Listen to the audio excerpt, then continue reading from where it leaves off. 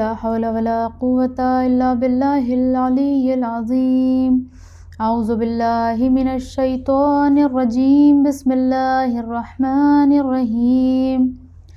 الحمد لله الذي هدانا لهذا وما كنا لنهتدي لولا أن هدانا الله لقد جاءت رسل ربنا بالحق.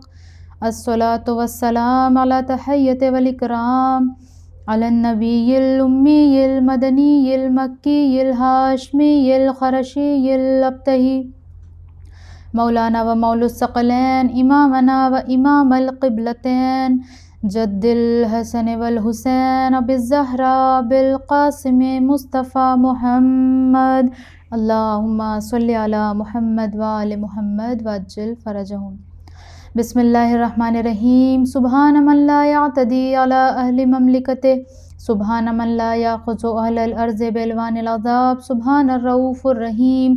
اللہم اجعل لي في قلبي نورا وبصرا وفهما وعلما انك على كل شيء قدير. اما بعد فقد قال الله تعالى وتبارك في الفرقان الحميد وهو اصدق الصادقين وقوله الحق. بسم اللہ الرحمن الرحیم. یا ایہا الذین آمنوا اطیعوا اللہ واطیعوا الرسول واولی الامر منکم. صدق اللہ العلی العظیم. اللہم صلی علی محمد وآل محمد وعجل فرجہم. بسم اللہ الرحمن الرحیم. تمام تعریف و توصیف اس خداوند عالم کے لیے ہے کہ جو علی کل شیء قدیر ہے. وہ پروردگار کہ جو اس طرح سے گویا سخن ہو رہا ہے کہ اطیعوا اللہ و اطیعوا الرسول و اولی الامر منکم، کہ اللہ کی اطاعت کرو، رسول کی اطاعت کرو اور اولی الامر کی اطاعت کرو جو تم میں سے ہیں. عزیزان محترم، اس مجلس میں ہماری کوشش ہے کہ ہم مختصراً ہر اہل بیت کی زندگی کا جائزہ لے کر ان کی زندگی سے کچھ سیکھ سکیں، تاکہ یہ ماہ محرم ہمارا ہر سال کی طرح اس سال بھی اس طرح سے نہ چلا جائے کہ ہمیں بعد میں ریگریٹ ہو کہ کاش ہم نے اپنے اندر کسی قسم کی کوئی تبدیلی کی ہوتی. اس لیے ضرورت ہے کہ ہر امام کی زندگی کا جائزہ لیں اور ان سے کچھ نہ کچھ سیکھنے کی کوشش کریں. آج کی اس مجلس میں ہم امام حسن مجتبیٰ علیہ السلام کے بارے میں گفتگو کریں گے اور یہ دیکھیں گے کہ امام کی زندگی سے ہمیں کون سے درس ملتے ہیں. امام حسن علیہ السلام کی ولادت کے بارے میں ملتا ہے کہ آپ کی ولادت 15 رمضان کو ہوئی، اور جب آپ کی ولادت ہوئی ہے تو آپ کو ایک سفید کپڑے میں لا کر رسول اللہ کے حوالے کیا گیا، اور جناب سیدہ نے فرمایا کہ اے بابا اس بچے کا نام رکھیے. تو آپ نے فرمایا کہ میں خدا کے حکم کے بغیر اس بچے کا نام نہیں رکھ سکتا، بلکہ میں حکم خداوندی کا انتظار کروں گا. اور اسی اثنا میں حضرت جبرائیل نازل ہوئے اور انہوں نے فرمایا کہ یا رسول اللہ، علی کو آپ سے وہی نسبت ہے کہ جو ہارون کو موسیٰ سے تھی، لہٰذا علی کے بیٹے کا نام ہارون کے بیٹے کے نام پر ہونا چاہیے، اور ہارون کے بیٹے کا نام تھا شبر. امام علی علیہ السلام نے فرمایا کہ شبر کا عربی میں کس طرح سے نام رکھا جا سکتا ہے؟ تو حضرت جبرائیل نے فرمایا کہ شبر کو عربی میں حسن کہا جائے گا، جس کے بعد امام حسن علیہ السلام کا نام حسن رکھا گیا، یعنی حکم خداوندی سے. امام حسن علیہ السلام کے بارے میں ملتا ہے کہ آپ بچپن سے ہی مسجد میں جایا کرتے تھے، اور جب رسول اللہ صلی اللہ علیہ وآلہ وسلم وہاں پر خطبے ارشاد فرماتے یا آیات قرآنی جو نازل ہوتی ان کی تفسیر بتاتے، اس کا ترجمہ کرتے، اس کے بارے میں پیغامات دیتے، تو آپ وہ بیٹھ کر سنتے، اور نہ صرف یہ کہ سنتے بلکہ اسے حفظ کر لیا کرتے تھے. اور جب گھر آتے تو اور اپنی ماں کو ساری چیزیں سناتے کہ جو آپ نے حفظ کیا ہوا تھا. اور جب مولائے کائنات گھر آتے تو دیکھتے کہ جناب سیدہ کو تو آلریڈی وہ چیزیں پتہ ہیں کہ جو رسول اللہ نے آج مسجد میں بتایا، جو آیت آج رسول اللہ کے اوپر آئی اس کے بارے میں بیوی پہلے سے جانتی ہیں۔ تو مولا کائنات سوال کرتے فاطمہ آپ کو کیسے پتہ؟ تو جناب سیدہ فرماتی اے ابوالحسن مجھے میرا بیٹا آ کر ساری باتیں بتا دیتا ہے کہ جو میرے بابا مسجد میں بیان کرتے ہیں اور اس کو وہ حفظ کر لیتا ہے۔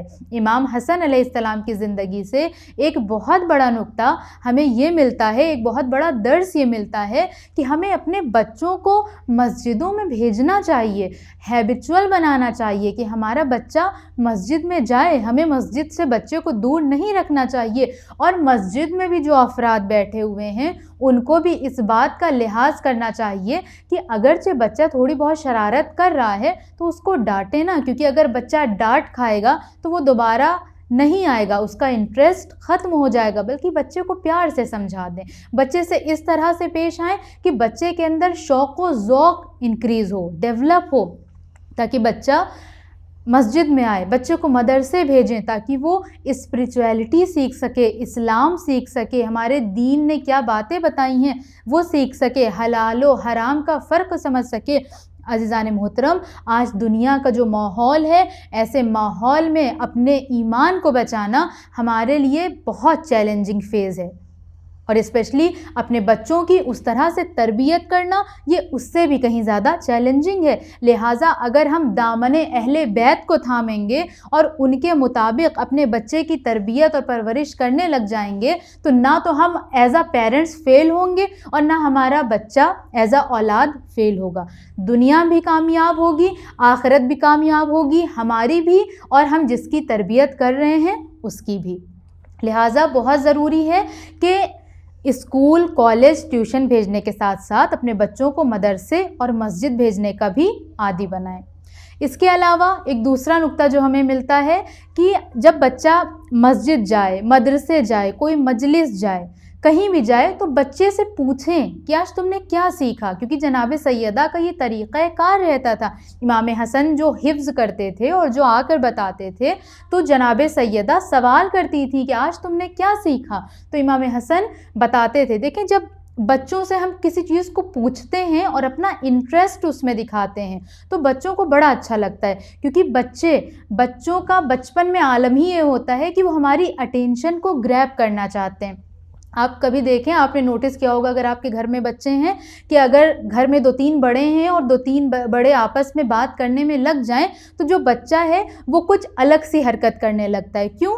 تاکہ وہ جو بڑے آپس میں مصروف ہو گئے ہیں وہ بچے کو اٹینشن دیں۔ لہٰذا بچہ اٹینشن کو پسند کرتا ہے، اٹینشن سیکر ہوتا ہے بچہ، اس لیے اپنے بچے کو اٹینشن دیں اس طرح سے کہ اگر وہ کہیں سے کچھ سن کر آیا ہے تو اس سے پوچھیں اور اس کے سامنے ایسا دکھائیں کہ آپ کو بھی سننے میں بڑا انٹرسٹ آ رہا ہے، اور جب وہ آپ کو سنا دے تو اس کو انکریج کریں، اس کو موٹیویٹ کریں، اس کے کانفیڈنٹ کو اور زیادہ اسٹرانگ کریں۔ ارے واہ، تم نے اتنے اچھے سے حفظ کر لیا، تم نے تو بہت اچھا حفظ کیا ہے، تم نے بہت اچھا سنایا ہے، تم تو بڑے ہو کر اور بھی اچھے سے بتاؤ گے، تم اس طرح سے روز کرتے رہو۔ جو بھی آپ کا طریقہ ہے، جس طرح سے بھی آپ اپنے بچے کو کنونس کر سکتے ہیں اس کے ساتھ اس رویے سے پیش آئیں، یہ بہت زیادہ ضروری ہے، اور جناب سیدہ بھی بالکل ایسا ہی کیا کرتی تھیں۔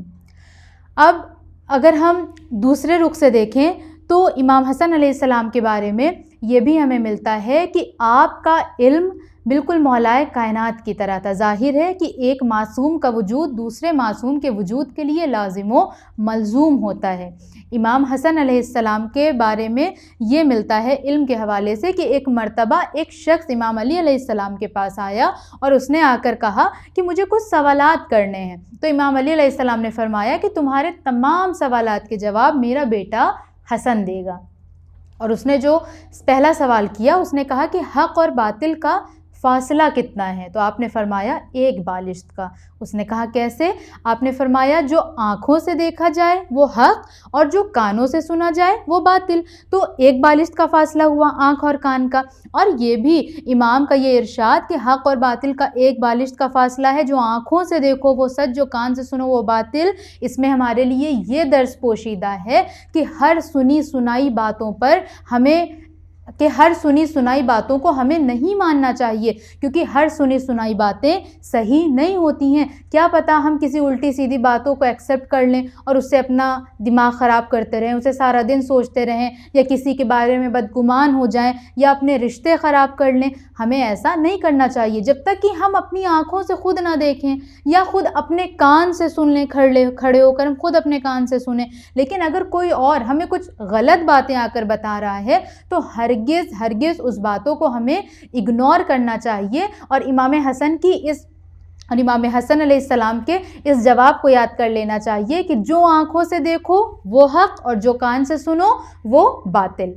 پھر اس شخص نے سوال کیا کہ زمین اور آسمان کا فاصلہ کتنا ہے؟ تو آپ نے فرمایا کہ بقدر آہ مظلوم۔ اس نے کہا کیسے؟ تو آپ نے فرمایا کہ جب ایک مظلوم اس زمین پر فریاد کرتا ہے، آہ بھرتا ہے، تو اس کی جو آہ ہے، اس کی جو ہائے ہوتی ہے، وہ ڈائریکٹ آسمان سے، عرش الہی سے جا کر ٹکراتی ہے۔ لہٰذا اس بات سے ہمیں یہ میسج ملا کہ کسی بھی تنہا، کسی بھی مصیبت زدہ، کسی بھی مظلوم کے اوپر ظلم و ستم نہیں کرنا چاہیے، کیونکہ وہ کہتے ہیں نا کہ جس کا کوئی نہیں ہوتا اس کا خدا ہوتا ہے، کیونکہ مظلوم کی نکلی ہوئی آہ ڈائریکٹ جا کر عرش الہی سے ٹکراتی ہے۔ اس کے بعد اس نے ایک اور سوال کیا، کہا کہ وہ کون سی اشیاء ہیں کہ جو ایک دوسرے سے زیادہ قوی تر ہیں، ایک دوسرے سے زیادہ مضبوط ہیں؟ امام حسن نے انسٹنٹ جواب دیا۔ آپ دیکھیں کہ اہل بیت علیہم السلام کو سوچنے کی ضرورت نہیں ہوتی کہ وہ سوچیں یا کہیں میں تمہیں کچھ دیر بعد بتاؤں گا یا کسی کتاب کا مطالعہ کریں۔ ظاہر سی بات ہے کہ علم ان کے اندر سرایت کرتا ہے، ان کے اندر سے علم کا سرچشمہ پھوٹتا ہے۔ یہ وہ ہستی ہیں۔ جب اس شخص نے کہا کہ وہ کون سی چیزیں ہیں کہ جو ایک دوسرے کے اوپر برتری فوقیت رکھتی ہیں، ایک دوسرے سے زیادہ قوی تر ہیں، تو آپ نے فرمایا کہ سب سے قوی تر پتھر ہے، لیکن پتھر سے بھی زیادہ قوی تر لوہا ہے، کیونکہ لوہا پتھر کو کاٹ دیتا ہے۔ پھر آپ نے فرمایا کہ لوہے سے بھی قوی تر آگ ہے، کیونکہ وہ لوہے کو پگھلا دیتی ہے۔ آگ سے قوی تر پانی ہے، کیونکہ پانی اسے بجھا دیتا ہے۔ پانی سے قوی تر وہ بادل ہے جو اسے لیے پھرتا ہے۔ بادل سے قوی تر وہ ہوا ہے کہ جو بادل کو حرکت کرتی ہے۔ اور ہوا سے بھی قوی تر وہ فرشتہ ہے کہ جو اس ہوا کو حرکت دیتا ہے۔ اس فرشتے سے بھی قوی تر ملک الموت ہیں، اس فرشتے سے بھی قوی تر ملک الموت ہیں کہ جو اس فرشتے کو موت دیں گے۔ اور ملک الموت سے بھی زیادہ قوی تر موت ہے کہ جو خود ملک الموت کو بھی نہیں چھوڑے گی۔ اور موت سے بھی زیادہ قوی تر حکم خدا وند عالم ہے کہ جس کا حکم موت کے اوپر بھی چلتا ہے۔ آپ سوچیں کہ امام نے کتنی بڑی بات کی، کتنے بڑے میسج کی طرف اشارہ کیا ہے کہ حکم خداوندی سے بڑھ کر کچھ بھی نہیں ہوتا۔ یہ اسپیشلی ہمارے جب برے حالات کبھی ہوتے ہیں، کبھی ہم مصیبت زدہ ہوتے ہیں، غم زدہ ہوتے ہیں، یہ اس وقت کے لیے ہمارے لیے ایک بہت بڑا میسج ہے کہ چاہے کتنی مشکلات کیوں نہ ہوں، چاہے کتنی قوی تر طاقتور چیز ہمارے سامنے کیوں نہ ہو، لیکن اللہ کا جو حکم ہے وہ سب سے بالا ہے، وہ سب سے قوی تر ہے۔ اگر اللہ کسی چیز کا حکم کر دے، اللہ کسی چیز کا ارادہ کر لے، تو پھر وہ چیز ہرگز بھی رد نہیں ہو سکتی ہے۔ اس لیے اپنا ایمان ہمیں ہمیشہ اللہ کی ذات پر رکھنا چاہیے۔ اگر ہم امام حسن علیہ السلام کے اخلاق کو دیکھیں تو یہ مشہور و معروف واقعہ تو ہم سب جانتے ہیں کہ امام کا اخلاق ایسا تھا کہ ایک مرتبہ ایک شخص نے آ کر جب آپ سے بد کلامی کی ہے تو آپ نے خاموشی کے ساتھ سنا اور سن کر فرمایا کہ اے شخص، کیا تم مسافر ہو؟ اگر تم مسافر ہو تو میرے گھر میں پناہ لے لو، اگر تم بھوکے ہو تو میں تمہیں غذا دوں گا، تم پیاسے ہو میں تمہیں پانی دوں گا، تمہارے پاس لباس نہیں میں تمہیں لباس دوں گا۔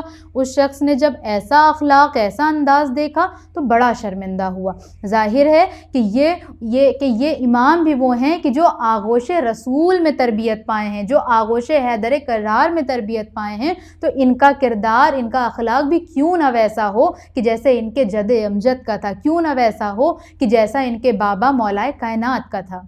اس کے علاوہ امام حسن علیہ السلام کی سخاوت کے بارے میں ملتا ہے کہ آپ اتنے سخی تھے، آپ اتنی زیادہ چیریٹی کرتے تھے کہ لوگ آپ سے کہتے تھے کہ کیا آپ اپنی ساری دولت لٹا دیتے تھے، جس میں سب سے مشہور و معروف آپ کا دسترخوان ہے کہ آپ کا دسترخوان 24/7 ہر ایک کے لیے بچھا رہتا تھا۔ کوئی بھی آئے، کھائے پیے، ایک مرتبہ امام نے کچھ مزدوروں کو دیکھا کہ جو آپ کے ساتھ بیٹھ کر کھانا کھا رہے تھے۔ جب مزدوروں نے امام حسن کو دیکھا تو انہیں انوائٹ کیا کہ آپ آئیے اور ہمارے ساتھ کھانا کھائیے۔ امام حسن علیہ السلام ان مزدوروں کے ساتھ بیٹھے اور ان کے ساتھ کھانا کھایا، اور وہ مزدور کیا کھا رہے تھے؟ سوکھی روٹی کھا رہے تھے۔ آپ نے کھایا اور کھانے کے بعد انہیں اپنے دسترخوان پر آنے کی دعوت دی، اور پھر اگلے دن وہ سارے مزدور امام کے دسترخوان پر گئے۔ یہ ایک بہت سبق آموز بات ہے، بہت سبق آموز واقعہ ہے۔ آپ سب سے پہلے تو اس میں ایک پوائنٹ یہ دیکھیں کہ وہ کون لوگ ہیں؟ مزدور ہیں، اور یہ امام ہیں۔ سب جانتے ہیں کہ آپ کی کیا عظمت ہے، کیا بلندی، کیا رفعت، کیا سعادت ہے آپ کی، لیکن اس کے باوجود مزدوروں نے آپ کو انوائٹ کیا۔ آج کے زمانے میں آپ تصور کریں، کوئی ایسی پرسنالٹی ہے جو تھوڑا مشہور و معروف ہے، اگر وہ کہیں سے گزرے اور کچھ مزدور ہیں یا کوئی فقیر ہیں بیٹھ کر کھانا کھا رہے ہیں، کیا کسی کے اندر یہ جرت ہوگی کہ اس سے کہہ دیں کہ آئیے ہمارے ساتھ بیٹھ کر کھانا کھائیے؟ ہرگز نہیں، کیونکہ آج کے زمانے میں عام انسان، بلکہ ہر زمانے میں عام انسان کے اندر یہ صلاحیت ہی نہیں ہوتی کہ اگر وہ کسی عہدے پر پہنچ جائے، یہ صلاحیت نہیں ہوتی کہ پھر وہ پولائٹ ہو۔ بہت کم ایسے لوگ نظر آئیں گے۔ اس کے اندر ایروگنٹ ڈیولپ ہو جاتا ہے، وہ پرسن ایروگنٹ بن جاتا ہے، ایروگنس اس کے اندر آ جاتا ہے۔ لہٰذا امام حسن علیہ السلام کو ان مزدوروں کا یہ انوائٹ کرنا ہمیں بتا رہا ہے کہ امام حسن کا واقعاً اخلاق کیسا رہا ہوگا کہ مزدور بلا جھجک آپ کو دعوت دے رہے ہیں اور آپ بھی بیٹھ کر ان کے ساتھ کھانا کھا رہے ہیں۔ اور دسترخوان امام حسن جیسا کہ مشہور و معروف ہے، اس کے بارے میں مجھے پتہ چلا کہ جس طرح سے امام حسن علیہ السلام کا دسترخوان تھا کہ اس پہ ہر کوئی آتا تھا، ہر کوئی کھاتا تھا، اسی طرح سے پاکستان کے کراچی شہر میں ایک NGO ہے JDC نام سے، اور وہ امام حسن کے نام کا دسترخوان کرتے ہیں رمضان میں، اور وہ پورے رمضان سحری کراتے ہیں لوگوں کو۔ آپ ان کی ویب سائٹ پر بھی دیکھ سکتے ہیں، JDC یوٹیوب پر ویڈیوز دیکھ سکتے ہیں، گوگل پر امیجز دیکھ سکتے ہیں۔ آپ دیکھیں کہ کس طرح سے وہ اہتمام کرتے ہیں۔ 750 تو ان کے والنٹیئرس ہیں جو اس میں شریک ہوتے ہیں، اور انہوں نے نام یہی رکھا ہوا ہے، دسترخوان امام حسن۔ امام حسن کی اس سیرت کو وہ زندہ کر رہے ہیں، اور اس بارے میں ملتا ہے کہ ان کے اس دسترخوان پر صرف مسلمان نہیں ہوتے، صرف شیعہ نہیں ہوتے، بلکہ شیعہ، سنی، کرسچن، ہندو، ہر کوئی کھاتا ہے۔ اور کھانا بھی کیسا؟ کوئی معمولی کھانا نہیں ہوتا، کیونکہ ظاہر ہے امام حسن کے نام پہ وہ کھلا رہے ہیں تو بہترین غذا کا انتظام ہوتا ہے، بہترین کھانا وہ لوگ کھلاتے ہیں۔ تو واقعاً آج ہمیں بھی ضرورت ہے کہ ہم بھی جس بھی قابل ہوں، امام حسن کی زندگی سے جو کچھ بھی سیکھ سکتے ہوں، جو کچھ بھی کر سکتے ہوں، اپنی زندگی میں اس کو اتارنے کی کوشش کریں اور اسی کے مطابق عمل انجام دیں۔ عزیزان محترم، لیکن ہمارے یہاں ایک بڑا مسئلہ یہ ہے کہ دسترخوان کرنا اور کسی دوسرے مذہب کو بلانا تو دور کی بات ہے، ہم یہ محرم میں مجلس کرتے ہیں، اگر کوئی غیر ہمیں دکھ جاتا ہے کہ جو ہمیں لگتا ہے کہ نہیں یہ شاید ہمارا نہیں ہے، تو ہم اس کے لیے یہ پابندی لگا دیتے نہیں، اس کو تبرک نہ دینا، یا اس کو کنارے بٹھا دو، بعد میں دینا۔ اچھا، یہ سب کے لیے نہیں ہے، اور میں ایک بات اور کلیئر کر دوں کہ ہر مذہب میں دیکھیں ایکسٹریمسٹ ہوتے ہیں، ہندو ہوں، کرسچن ہوں، سنی ہوں، شیعہ ہوں، ہر مذہب میں ایکسٹریمسٹ پائے جاتے ہیں جن کی تھنکنگ بہت اوور ہوتی ہے، بہت غلط ہوتی ہے۔ اسی طرح ہمارے یہاں بھی کچھ ایکسٹریمسٹ پائے جاتے ہیں جن کی تھنکنگ یہ ہوتی ہے کہ نہیں یہ ہمارے نہیں ہیں تو ان کو بعد میں دینا یا دو ہی نہ۔ تو یہ ایک غلط طریقہ ہے۔ امام سب کے ہیں، ہم سے زیادہ امام غیروں کے ہیں، ہم تو مانتے ہیں، ہم تو ایمان رکھتے ہیں، ہمیں ان لوگوں کو دعوت دینی ہے کہ جو امام کو نہیں مان رہے ہیں۔ کسی نے کیا خوب کہا ہے کہ مجلسوں میں اس بات کا خاص خیال رکھو کہ تمہارا رویہ کسی آنے والے حر کا راستہ نہ روک دے۔ خدا را اپنی تھنکنگ کو اچھا کریں، امام کے مقصد کو سمجھیں۔ امام کے مقصد کو نہ سمجھنے کا ہی تو نتیجہ تھا کہ امام حسین علیہ السلام پر ظلم و ستم کی انتہا کر دی گئی، اور جس طرح سے امام حسن علیہ السلام پر ظلم و ستم ہوا، امام علی علیہ السلام پر ہوا، اس سے کہیں زیادہ امام حسین پر ہوا ہے کہ تاریخ میں ایسا ظلم و ستم ہمیں کہیں نہیں ملتا۔ عزادارو، آج میں چاہوں گی کہ میں حضرت اون و محمد کے مصائب بیان کروں۔ آپ کے بارے میں ملتا ہے کہ روز عاشوراء یہ دونوں بچے دیکھ رہے تھے کہ ایک کے بعد ایک شہداء شہید ہو رہے ہیں، اور جب آپ آئے ہیں آپ دونوں بچے امام حسین علیہ السلام کے پاس کہ مجھے بھی مرنے کی اجازت دیجیے، ایک مرتبہ امام حسین گریہ کرنے لگے اور امام حسین اجازت نہیں دے رہے تھے۔ ایک مرتبہ دونوں بچے اپنی والدہ کے پاس آئے اور کہنے لگے اماں، ماموں ہمیں اجازت نہیں دے رہے ہیں۔ جناب زینب امام حسین علیہ السلام کے پاس آئیں اور آ کر کہنے لگی اے بھیا کیا میرے بچوں سے کوئی خطا ہو گئی ہے؟ امام حسین نے کہا نہیں زینب، لیکن میں کس دل سے ان کو اجازت دوں؟ جناب زینب نے بڑی التجا کری۔ ایک مرتبہ امام حسین کی طرف سے جیسے ہی اجازت ملی، دونوں بچے خوشی خوشی گھوڑے پر سوار ہوئے اور میدان کارساز میں آئے، شجاعانہ جنگ کی۔ لیکن کب تک جنگ کرتے؟ 3 دن کے بھوکے پیاسے تھے اور کسی نے آ کر ایسا گرز مارا کہ بچوں سے گھوڑوں پر سنبھلا نہ گیا، زین سے زمین پر آئے۔ ایک مرتبہ امام حسین علیہ السلام میدان قتال میں آئے، دونوں بچوں کی لاش کو اٹھایا اور خیمے میں لے کر آئے۔ تاریخ لکھتی ہے کہ جناب زینب نے اپنے بچوں پر گریہ نہیں کیا، کیونکہ جناب زینب نے اگر کسی پر گریہ کیا تو صرف اور صرف اپنے بھائی پر، اور یہی وجہ ہے کہ جب بعد شہادت امام حسین جب مدینے جانے کا وقت قریب آیا ہے، آپ سب کو رہائی ملی اور زندان میں ایک کے بعد ایک شہید کے سر آنے لگے ہیں، اور جب محمد کا سر آیا ہے تو کوئی لینے والا نہیں تھا۔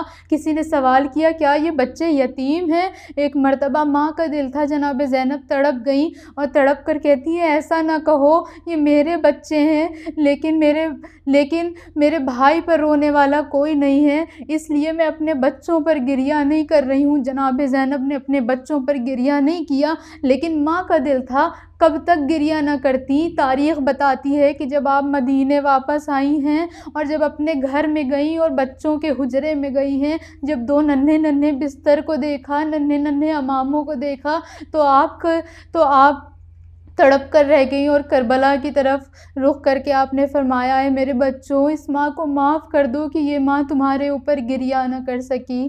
الا لعنۃ اللہ علی قوم الظالمین۔